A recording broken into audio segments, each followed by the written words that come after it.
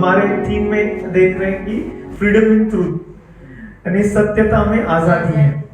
सत्यता में आजादी है क्योंकि हमें सत्य हमारे अंदर की खामियों को सबसे पहले दिखाता है, प्रभु का जो सत्य है।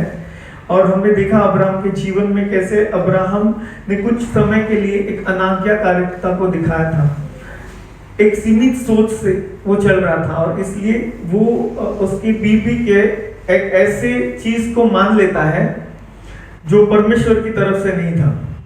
उसके बाद हम देखते हैं कि कैसे अब्राहम के बीच में धीरे धीरे वो नम्रता और आती जाती है। जैसे जब परमेश्वर अपनी पहचान को दिखाते हैं, वो अपने आप को परमेश्वर के सामने अर्पण कर देता है, पूरी रीति से ये कर देता है। फिर भी इंसान है, उसके मन में तभी भी अविश्वास रहता है। इसलिए हमें दूसरे संडे को हमें प्रभु ने सिखाया कि जब परमेश्वर के विश्वास पे अब्राहम और उसकी पत्नी सारे चली, तब हम देखते हैं इसहाक उत्पन्न हुआ। यानी विश्वास के सामर्थ्य को हमने अगले संडे देखा था। हमने 3 चीजों को देखा था कि विश्वास हमें क्या कराता है। विश्वास हमें नई चीजों की तरफ लेके जाता है, इनोवेटिव वेज। विश्वास हमें जो आज तक हमें कभी सुना नहीं था, ऐसे चीजों से। देखो यहाँ पे ऐसे कितने लोग हैं जिनके जीवन में कुछ साल पहले तक ये सोच ही नहीं थी कि मैं ये करूंगा।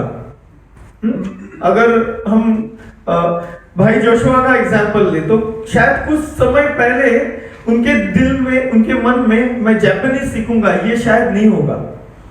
यानी आई डोंट नो कि कितना साल पहले तक उनको ये पता नहीं था। पर ऐसे कितनी बातें होती हैं कि हमें इल्म नहीं होता कि मैं ये करने वाला हूं, पर परमेश्वर कोई नई चीज को दिखाते हैं और हम उसके पीछे। आई एम श्योर कि कितने लोगों ने आपको कहा होगा कि जापानीज, इंडिया में जापानीज का क्या संबंध। आप समझ रहे हो, क्योंकि ज्यादा करके हमारे लोग एक तो गल्फ में जाते हैं, अमेरिका, यूके, इसकी बातें करते हैं, पर जापान साइड अगर कोई जाना चाहता है, ऊपर से कोई अगर कल को निवेश करे मैं चाइना जाना चाहता हूँ, तो this will be very new thing. ये हमारे लिए, सबके लिए, उसके लिए भी कितनी नई चीज होगी। पर अगर प्रभु लेके जाना चाहते हैं तो हमें हाँ कहना है हर एक नई चीज के लिए। हमने दूसरी बात देखी थी कि जब हम परमेश्वर पे विश्वास रखते हैं ना, देखो ये परमेश्वर का विश्वास ही है जो हमें नई चीजों की तरफ लेके जा सकता है। हमारे बल पे हम नहीं जा सकते। परमेश्वर का विश्वास ही है जो इम्पॉसिबल को पॉसिबल करता है। जब सारे ने देखा, सारे ने भी सुना, तो उसने भी अविश्वास किया, उसने भी उसने वो हंस पड़ी कि अभी इस उम्र में जब जो मासिक जो धर्म होता है वो खत्म हो गया है, अभी कैसे बच्चा हो सकता है। क्योंकि हम सब जानते हैं कि साइंस कहता है कि जब तक वो मेंस्ट्रुअल साइकिल चालू रहता है, मासिक धर्म, तभी एक स्त्री को जन्म हो सकता है, बच्चे का जन्म हो सकता है। तो इसलिए उसका हंसना, ये अगर मनुष्य की बुद्धि से देखा जाए तो लाजमी था। उसमें कोई ऐसा नहीं है कि अगर कल को आपको कोई ऐसी नई चीज जो आपके लिए अद्भुत हो, उस पे अविश्वास मन में उत्पन्न होना इज नॉट, ये साधारण है, ये नेचुरल है। पर जब उस नेचुरल को, आपके नेचुरल को, आपके लिए जो नेचुरल है, आपके लिए जो स्वाभाविक है, उसको आप पीछे रखते हो और परमेश्वर पे विश्वास करते हो, तभी आप इम्पॉसिबल को पॉसिबल कर सकते हो। हालेलुया। एक्चुअली वो प्रभु आपके लिए कर रहा होता है, परमेश्वर का विश्वास। और तीसरी बात, जब परमेश्वर के विश्वास में हम चलते हैं ना कलीसिया, हम हर एक तरह की परीक्षा को पूरा कर सकते हैं, जैसे अब्राहम ने किया। अब्राहम के लिए उसके जीवन का सबसे बड़ी चीज जो, इसलिए अब्राहम को हमारे लिए विश्वास का पिता बनाता है, हमसे अलग करता है, वो ये चीज है। आज जस्ट अगर मैं आपको कहूं कि आपकी आंखों को बंद कर दो और प्रभु कहता है कि आपके बच्चों को सैक्रिफाइस करो, ये आसान बात नहीं है। देखो, आज नहीं कहेगा प्रभु आपको आपके बच्चे को सैक्रिफाइस करो। हाँ, मैं इसको क्लियर कर देता हूं, क्योंकि बाहर बच्चों को सैक्रिफाइस करने की घिनौनी बातों को दुनिया आज भी मान रही है। कल मैं सोच रहा था, मुझे बहुत बुरा लगा जब वो ख्याल मेरे मन में आया कि कोई संपत्ति के लिए बच्चों को, किसी के बच्चों को या खुद के बच्चों को मारना, या कोई सुपर नेचुरल पावर के लिए आपके अपना बच्चा कुर्बान कर दो। ऐसे कितने लोग आज भी करते हैं कलीसिया। आज सारी बातें हमारे कान पे नहीं आती, पर हम सब जानते हैं, कहीं ना कहीं हमने सुना है, और कभी कभी वो खुद को भी खत्म कर देते हैं। अगर आप मुझे अगर वो शब्द सही याद है तो बुखारी, आई गेस दिल्ली का कुछ एक अभी फिलहाल में एक एपिसोड हुआ था, घर के 11 जनों ने सुसाइड किया था। यानी वो कुछ एरिया है बुखारी करके, ऐसा कोई एरिया है।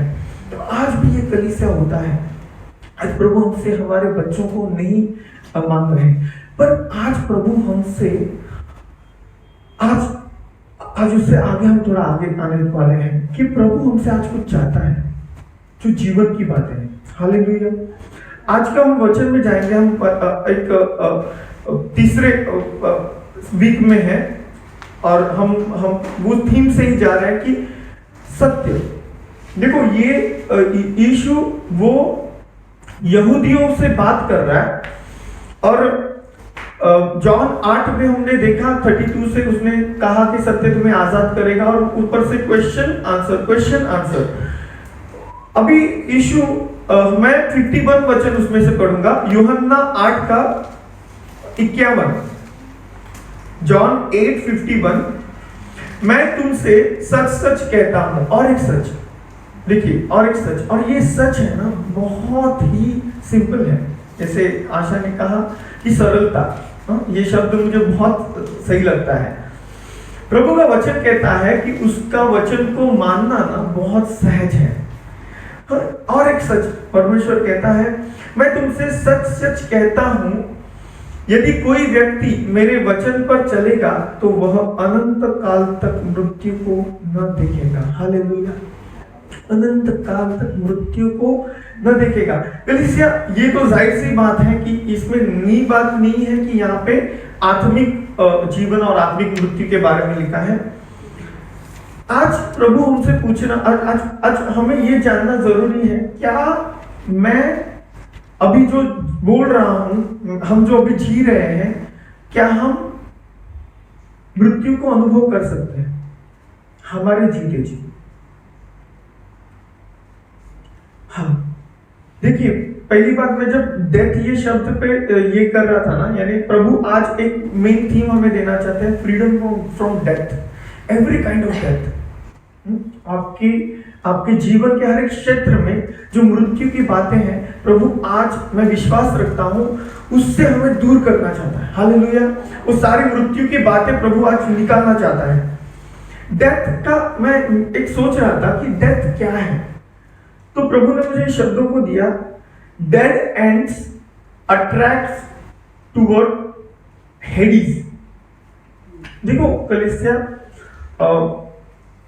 मुझे नहीं पता आपका जीवन कैसे चल रहा है, क्योंकि हम सबका जीवन हम जानते हैं अच्छी तरह से, और अक्सर कलीसिया में ये बहुत कम पाया जाता है, और आज की खास करके कलीसिया में, कि हम बहुत अच्छी बातों को शेयर करते हैं। हाँ, हमारे प्रॉब्लम्स को या हमारे हाथों से हुए पापों को हम कबूल नहीं करते, बहुत कम ऐसा दिखा जाता है। तो मैं नहीं जानता आप किस चीज से अभी भी जूझ रहे हो, पर ये वचन जो है ना, ये जो शब्द प्रभु ने मुझे दिए ना, डेड एंड्स। देखो कलीसिया, कोई भी रास्ता आगे चल के खत्म होता है, ये हम जब बोलते हैं, तब वो रास्ते पे हम थोड़ा सा चल के आगे हमें डेड एंड दिखता है। अगर वो डेड एंड आपको वो रास्ते में आप जब चलने लगोगे, तभी अगर वहां पे लिखा रहेगा साइन, तो आप, ये दुनिया में आज ऐसे हो रहा है कि वो डेड एंड लिखा है, प्रभु का वचन कहता है कि बेटा यहां से मत जा, पर वो जो रास्ता है ना, वो अट्रैक्टिव है। वो रास्ता जो नाश की तरफ लेके जाता है ना, वो बहुत अट्रैक्टिव और बहुत सिंपल है। और वो प्रभु का ये वचन, ये शब्द ही कहता है कि वो हेडिस की तरफ, यानी वो नरक की तरफ लेके जाता है, और जिसका क्या होने वाला हम देखेंगे थोड़ी देर में। तो डेथ के अलावा दूसरी क्या बात होती है? अगर डेथ हम एक तरफ रखेंगे तो दूसरा बात शब्द होता है लाइफ। आज प्रभु उस लाइफ के बारे में हमसे बात करना चाहते हैं। हम खोलेंगे रोमन्स का 12 उसका 1 और 2 हमारे लिए कोई पढ़ेगा। रोमियो की किताब 12 अध्याय 1 और 2 वचन। इसीलिए हे भाइयों, मैं तुमसे परमेश्वर की दया स्मरण दिलाकर विनती करता हूँ कि अपने शरीरों को जीवित और पवित्र और परमेश्वर को भावता हुआ बलिदान करके चढ़ाओ। यही तुम्हारी आत्मिक सेवा है। इस संसार के सदृश न बनो, परंतु तुम्हारे मन के नए हो जाने से तुम्हारा चाल चलन भी बदलता जाए, जिससे तुम परमेश्वर की भली और भावती और सिद्ध इच्छा अनुभव से मालूम करते रहो। Hallelujah, thank you sister. देखिए कलीसिया, यहाँ पे ना रोमन्स को लिखा गया है ये वचन में कि भाइयों, मैं तुमसे परमेश्वर की दया स्मरण कर यह अनुरोध करता हूं। देखो, पहली बात तो आज परमेश्वर ने हमें ना मृत्यु से बचाया है। उसकी दया ने हमें आज जीवित रखा है। पहली बात। अभी उस जीवन में चलने का मतलब क्या है? जब यीशु कहता है जो कोई मेरे वचनों में चलता है वो मृत्यु को कभी नहीं देखेगा। यहां पे कहा गया है, मैं तुमसे परमेश्वर की दया स्मरण कर यह अनुरोध करता हूं। लाइफ का एल, लिविंग सैक्रिफाइस, जीवित बलिदान। अपने आप को जीवित बलिदान करके चढ़ाओ। क्या लिखा है कि अपने शरीर को जीवित, पवित्र और परमेश्वर को पसंद आने वाली भेंट जैसा चढ़ाओ। हालेलुया। देखो कलीसिया, कोई भी इंसान मृत्यु के बाद परमेश्वर को कुछ नहीं दे सकता। अगर हमारा शरीर जो है ना वो मृत्यु के बाद कुछ समय तक शायद थोड़ा सा फ्रेश दिखे, उतना ही अट्रैक्टिव दिखे जितना जिंदा थे तभी थे, बट धीरे धीरे ना वो सड़ने लगता है। परमेश्वर आज हमसे चाहता है, जब डिसीजन ले सकते हो, जब अपने आप को जीवित कहलाते हो, तभी सैक्रिफाइस करो। देखिए, परमेश्वर कहता है जब तुम जीवित हो तभी सैक्रिफाइस, वो जीवित सैक्रिफाइस करो। जीवित सैक्रिफाइस का मतलब क्या होता है? अपने मन से, कोई कह रहा है इसलिए नहीं। आप यहां आना है, अपनी इच्छा से आओ। अगर कोई बुला रहा है इसलिए आप यहां पे आ रहे हो, तो परमेश्वर की नजर में वो जीवित सैक्रिफाइस नहीं है कलीसिया। अगर आपने कोई गलत रास्ता नहीं लेने का अपनाया, आपको किसी ने कहा, ऑफिस में हो, साथ में हो, कोई बिलीवर भाई ने कहा कि भाई ये गलत तरीके का पैसा है, ये तरीके से हमें ये पैसा नहीं कमाना है, तो सिर्फ वो भाई को भी पता चलेगा ये गलत तरीके से मैं कमा रहा हूं, इसलिए आप अगर वो नहीं सुनोगे तो वो जीवित सैक्रिफाइस नहीं है। हाँ, ऐसा हो सकता है कि कोई भाई आपको आके कहे और आपकी आंखें तभी खुले और आप जो वो मार्ग पे चलने का डिसीजन लो, वो अपने बलबूते पे लो।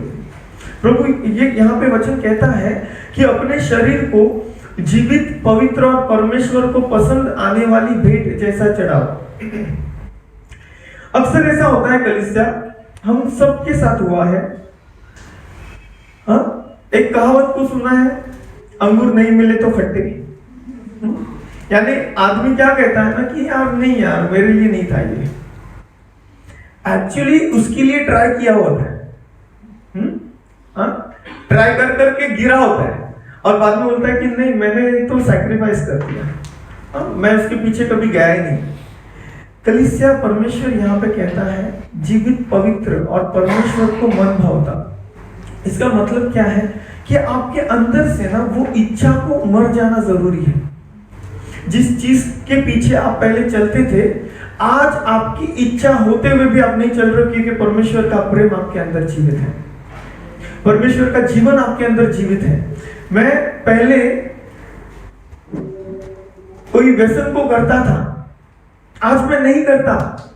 इसलिए नहीं कि मुझे मिल नहीं रहा है, लॉकडाउन चल रहा है और बाहर मिल नहीं रहा है। ऐसे कितने लोगों ने शराब को छोड़ा था लॉकडाउन के चलते, और एक दिन में हमने देखा मीलों की लाइन लगी थी। जब एक दिन के लिए वाइन शॉप खुले थे तो जितनी लाइन कभी किसी के लिए नहीं, कभी शायद राशन की दुकान के लिए नहीं लगी होगी, इतनी उस शराब को खरीदने के लिए लगी थी। जीवित सैक्रिफाइस नहीं है कलीसिया। आज परमेश्वर हमसे कहते हैं पहला उस लाइफ का एल है जीवित सैक्रिफाइस, जीवित बलिदान, अपनी इच्छा से पवित्र, एकदम फ्रेश। मैं शायद शब्द कम पढ़ेंगे उस सैक्रिफाइस को परमेश्वर के। देखो जो यीशु ने सैक्रिफाइस किया है ना, उसके सामने हम कुछ नहीं दे सकते। पहली बात तो ध्यान में रखो। तो हमारे पास शब्द नहीं है उस सैक्रिफाइस को जो प्रभु हमसे मांगता है। बस आप अपनी इच्छा से परमेश्वर को अपने आप को सौंप दो। कोई कहेगा आपको यार ये क्या कर रहा है तू, ये कहने की नौबत ना है कलीसिया। मोबाइल में हम क्या देख रहे हैं ये किसी ने आके हमें बताने की जरूरत नहीं है कि ये गलत है या ये सही है। कुछ भी हो वो कुछ भी हो, अब प्रभु हमसे कहता है कि हम हमारी तरफ से देखें। अगर कोई ऐड के फॉर्म में भी आ रहा है तो मैं उसको नहीं देखना चाहता, मैं वो ऐप डिलीट कर दूं। अगर वो ऐड बार बार जो गलत है बार बार आ रहा है तो मैं वो ऐप डिलीट कर दूंगा। प्रभु ऐसा जीवित सैक्रिफाइस आज हमसे चाहते हैं। दूसरी बात आए, पर वचन आगे कहता है, हाँ पहली बात तो प्रभु ने क्या कहा, यही तुम्हारी आत्मिक सेवा है। हम सेवा की बात जब भी करते हैं ना कलीसिया, ये आत्मिक सेवा है। This is service to the God. यहाँ आके प्रचार करना या बाहर जाके ये है सेवा, नहीं है ऐसा नहीं है, पर असली सेवा ये है कि आप जब कोई आपको नहीं देखता और ऐप में कोई गलत एडवर्टाइजमेंट आ रहा है जो आपको पोल्यूट करने वाला है, आप उस ऐप को ही हटा देते हो। जब ऐप नहीं था जीवन नहीं चल रहा था क्या? मोबाइल नहीं था तभी जीवन नहीं चल रहा था क्या? जब मोबाइल नहीं था तभी प्रचार नहीं हो रहा था क्या? हो रहा था। यह हमारी आत्मिक सेवा है। दूसरा, इस संसार के सदृश न बनो, इनविजिबल टू द वर्ल्ड।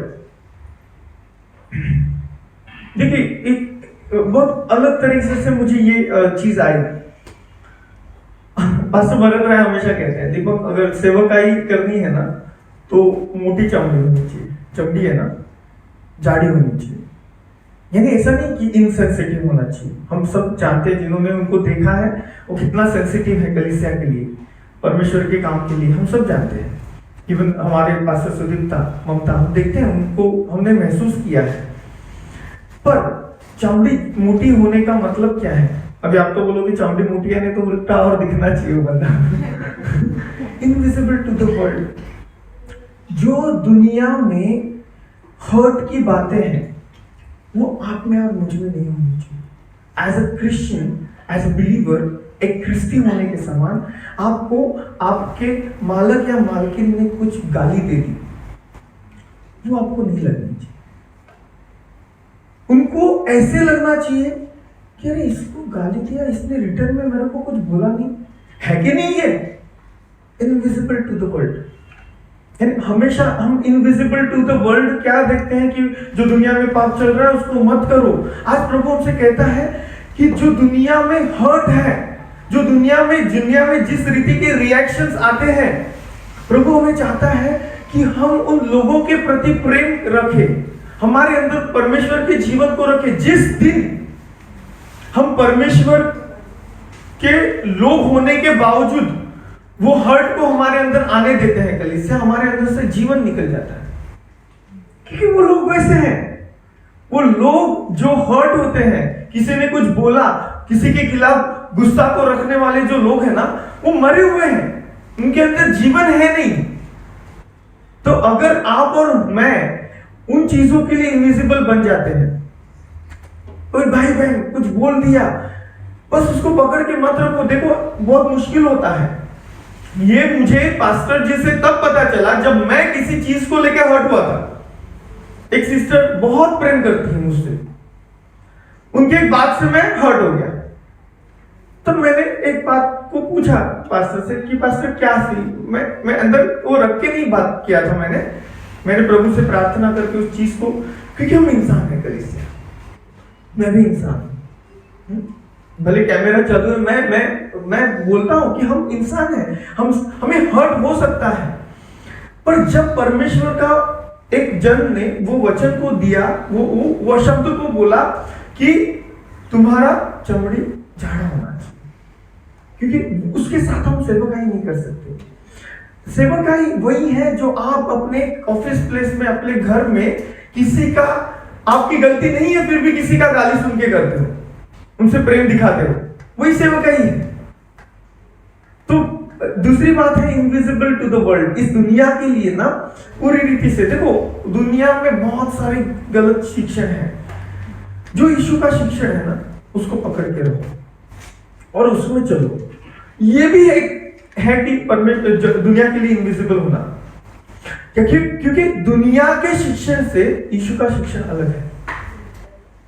तो जब आप किसी दुनिया में नहीं पाए जाते, दुनिया के लिए गायब हो जाते हैं, तब दुनिया के लिए इनविजिबल हो, यानी हो उनके अंदर, उनके बीच में हो पर उनके समान नहीं हो। यह है इनविजिबल टू द वर्ल्ड, दुनिया के लिए असमान, ना दिखने वाला होना। जो उनके अंदर है वो हमारे अंदर नहीं पाया जाता।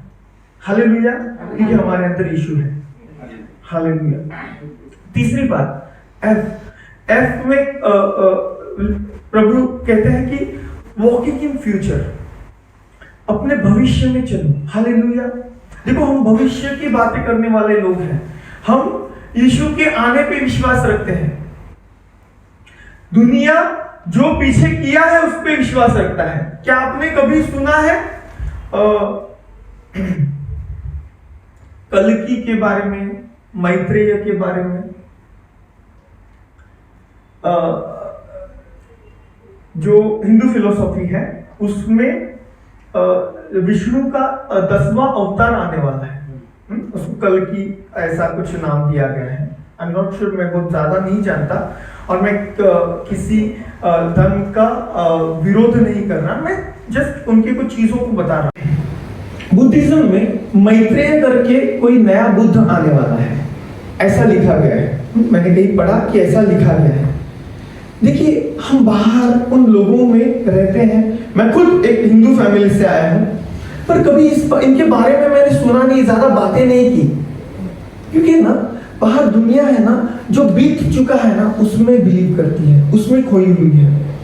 प्रभु ने हमें एक विश्वासी होने के नाते एक आगे वाली दृष्टि दी है कि फ्यूचर को देखने वाली। हम यीशु के दूसरे आगमन की तरफ आज देख रहे हैं। पहले आगमन और वो क्रूस पे जाना, फिर से उठना, उसका पूरा आदर रखते हुए हम परमेश्वर की उस आशा की तरफ देख रहे हैं जो दूसरा आगमन के रूप में आने वाला है। प्रभु कहता है कि वॉकिंग इन फ्यूचर, देखो यहाँ पे लिखा है, परंतु तुम्हारी बुद्धि के नए हो जाने से तुम्हारा चाल चलन भी बदलता जाए।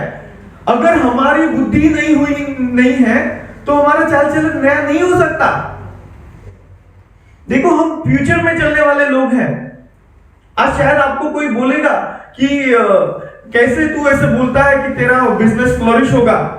मेरा प्रभु कहता है, अगर वो प्रभु का वचन है, प्रभु से आया है, हिल हो जाऊंगा। जैसे भाई ने कहा, क्या करते हैं परमेश्वर, वो पूरा भूतकाल में जाके करेक्ट कर देते हैं।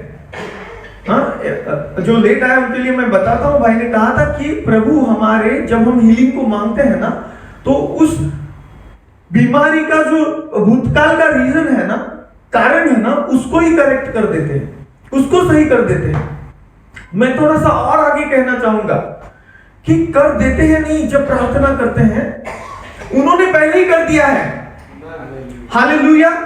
हमें सिर्फ प्रार्थना करना बाकी, हमें सिर्फ प्रार्थना करना बाकी, उन्होंने पहले ही कर दिया है क्रूस पे। देखो, आज जो उसको रिसीव नहीं कर रहा है ना, वो नहीं पा रहा, उसको प्रार्थना करके रिसीव नहीं कर रहा, वो नहीं पा रहा। एक्चुअली वो भी पहले से ही उसके जीवन का भी जो मरम्मत है ना, प्रभु ने कर दिया है। प्रभु ने अपना काम करके बैठे हैं। आज सिर्फ और आधा हमारा काम भी उन्होंने कर दिया। कौन सा बोलो? हमें चुनने का, हमारे सामने आने का। मैं यीशु हूँ, बस हमें एक कदम आगे बढ़ाना है। हमेशा हर एक डिसीजन में, हर एक हमारे जीवन के क्षेत्र में हमें सिर्फ एक ही कदम आगे बढ़ाना है यीशु की तरफ कि हाँ यीशु मैं तैयार हूँ। हालेलुया, हाँ मैं यीशु तैयार हूँ। देखो हम थोड़ा सा आगे जाएंगे। प्रभु क्या कहते हैं? अगर प्रभु कहते हैं कि जो मेरे वचनों पे चलता है वो कभी मृत्यु को नहीं देखेगा, तो ऐसे कोई है जो मृत्यु को देखेंगे? हम जॉन 12 यूहन्ना 12 का 48 खोलेंगे और कोई हमारे लिए हिंदी में पढ़ेगा। यूहन्ना की किताब 12 अध्याय 48 वचन।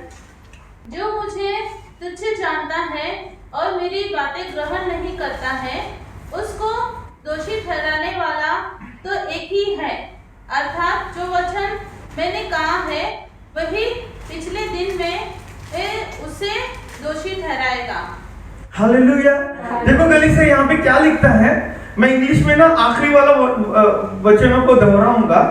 The very words I have spoken will condemn them at the last day.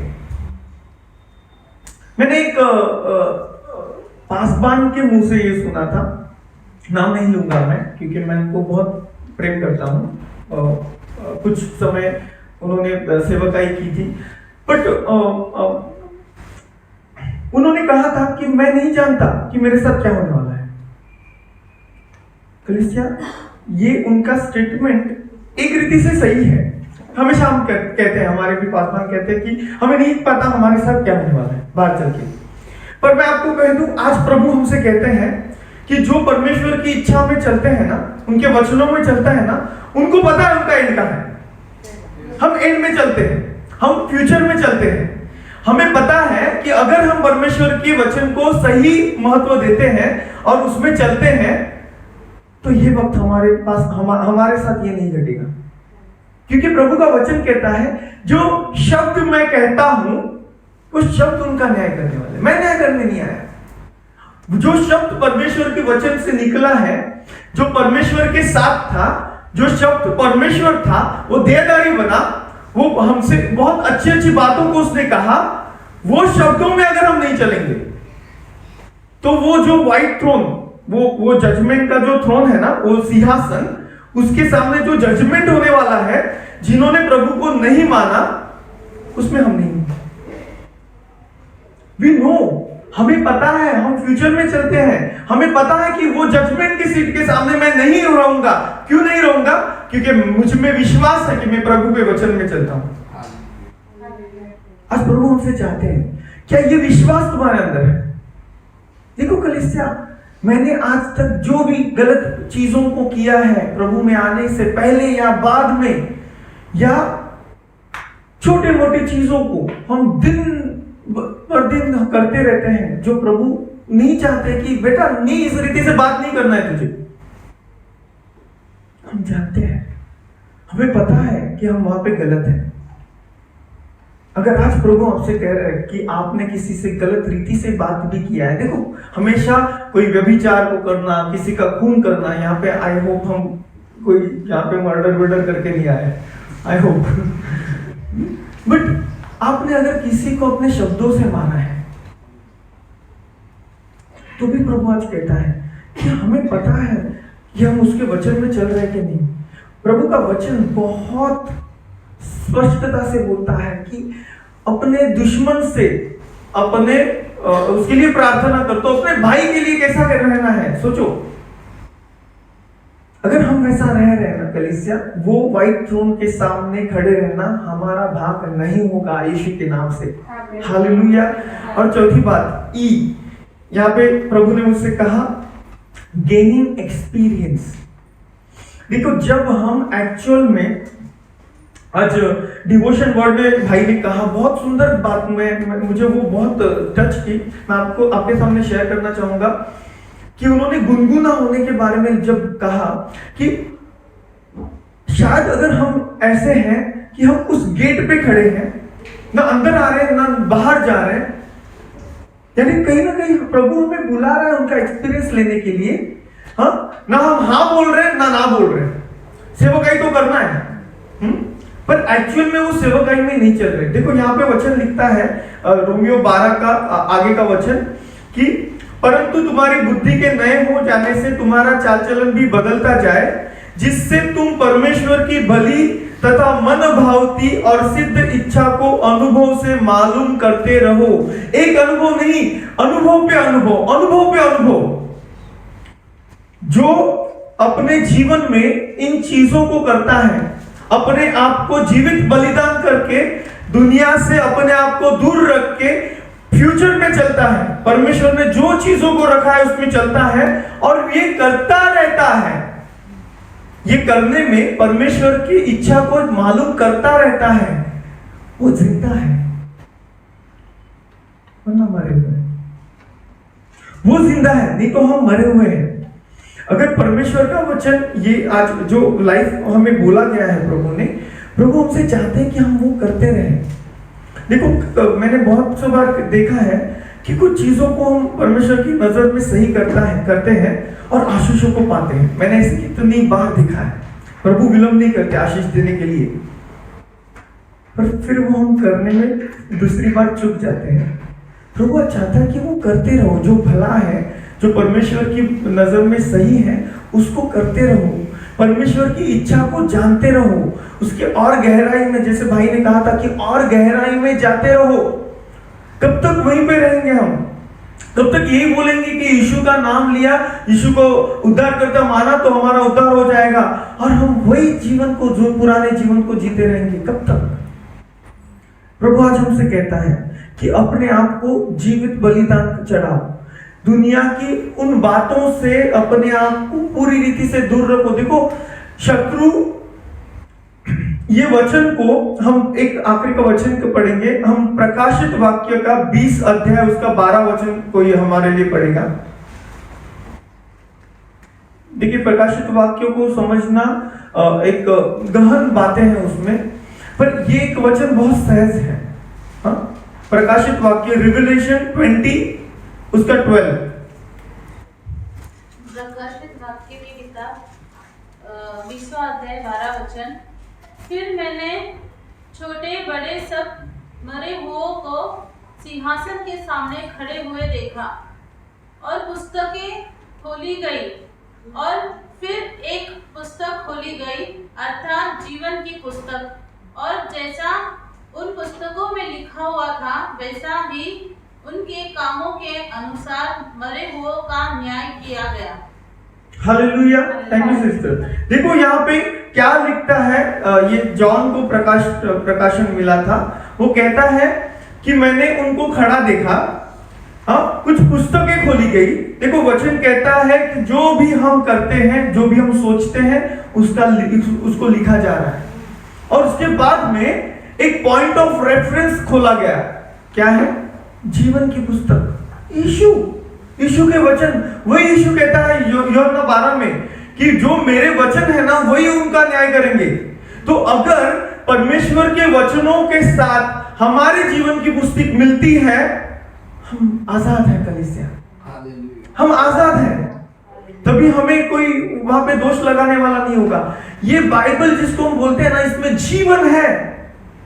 प्रभु का वचन कहता है यही मृत्यु के लिए कारण भी बनने वाला है, क्योंकि प्रभु का वचन कहता है 1 कोरिन्थियन 15 उसका 54 से आगे है, उसके कुछ वचनों को यहाँ पे मैंने लिखा है, हे मृत्यु तेरा डंक कहाँ रहा?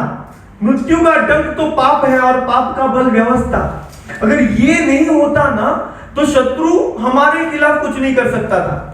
ये आज है तो शत्रु जाके प्रभु से कहता है कि देख उसने चोरी की, तूने कहा चोरी करना पाप है। यानी ये जो जीवन का पुस्तक है, ये जो जीवन देने वाला पुस्तक है, वही हमारे, अगर हम उसके अनुसार नहीं चल रहे तो हमारे मृत्यु का कारण बनने वाला है। हम हमेशा सिर्फ एक साइड बताते हैं कि बाइबल जीवन देता है, बाइबल मृत्यु को उत्पन्न कर सकता है, अगर हम यीशु के जीवन में नहीं चल रहे तो। आज हम प्रभु से कहेंगे प्रभु तुम्हारे जीवन में हमें चलना है, हमें जीवित बलिदान करके जीना है। हमें इस दुनिया की हर एक बुराई को इस रीति से नजरअंदाज करना है जैसे ये बच्चा, आप अगर उसको बोलोगे कि व्हाट इज रेप, बलात्कार क्या है, नहीं बता पाएगा। कलीसिया, he is so innocent, he don't have that desire. किसी स्त्री की तरफ देख के वो जो एक गलत विचार एक प्रौढ़ के मन में आ सकते हैं, इसके मन में नहीं आ रहा। वो शायद अभी देख रहा है, वो पता नहीं क्या बोल रहे हैं, क्या बोल रहे हैं मेरे बारे में। So innocent. प्रभु कहते हैं ऐसा इनोसेंट बनो, ऐसे इनविजिबल हो जाए वो दुनिया के पापों के लिए। तीसरी बात, हम फ्यूचर में चलने वाले होंगे। आज के बाद अगर आपको कोई कहे कि कहाँ जाएगा, तो विद कॉन्फिडेंस कहो कि स्वर्ग में जाऊंगा, परमेश्वर से एक होऊंगा, परमेश्वर से मिलूंगा, क्योंकि परमेश्वर आज भी मुझसे मिलता है। प्रभु आज भी मुझसे मिलता है। हालेलुया। प्रभु हमसे मिलता है, प्रभु हमें बातें करता है। अगर कोई विश्वासी आपके जीवन में है, कहता है कि ये कैसे प्रभु ने तुझे बोला, तो बोलने का हाँ, मेरा पिता जिंदा है, हमारा प्रभु जिंदा है। अगर वो विश्वासी है, उसको बोलो कि हमारा प्रभु जिंदा है, उसका हौसला बढ़ा। और आखिर की बात, एक्सपीरियंस पे एक्सपीरियंस लेते चलो, अनुभव पे अनुभव लेते चलो। बस एक अनुभव में बने मत रहो। कलीसिया, जो एक अनुभव में बने रहता है, हमारे पासवान हमेशा कहते हैं कि हम इस जो हम ट्रैवल कर रहे हैं ना, ये जो प्रवास है ना, उसमें एक तो हम आगे बढ़ते हैं या तो पीछे बढ़ जाते हैं। हम एक जगह रुक नहीं सकते। आपने अगर एक अनुभव लेके आप रुके हो, दूसरे अनुभव के लिए तैयार नहीं हो, दूसरा अनुभव ये ऊपर होने वाला है। हमेशा हमारे मम्मा कहते हैं कि हम आगे और ऊपर जाने वाले लोग हैं। तो देखो, हम आगे तो आप बढ़ने के लिए तैयार हो, पर ऊपर बढ़ने के लिए जो कष्ट लगता है, उसके लिए अगर आप तैयार नहीं हो तो आप पीछे पड़ सकते हो। पर यहाँ पे कोई भी एक जगह खड़ा नहीं रह सकता, और जो पीछे पड़ता है ना, शैतान उसकी शिनाख्त में रहता है। अगर आप किसी भीड़ के शिप्स के पूरे झुंड को देखोगे ना, तो कोई भी आप अगर डिस्कवरी वगैरह सब जगह देखो, एक शेर भी जो होता है ना, वो जो अलग जो गया है ना, उसका प्रे, हम जिसको उसका शिकार कहते हैं, जो अलग पड़ा है ना, उसको दबोचता है, कभी झुंड में नहीं आता। आज प्रभु के साथ हमें एक झुंड में आगे चलना है। कैसे? आगे और ऊपर उसके जीवन में। और तभी यीशु कहता है कि मार्ग, सत्य और जीवन मैं हूं।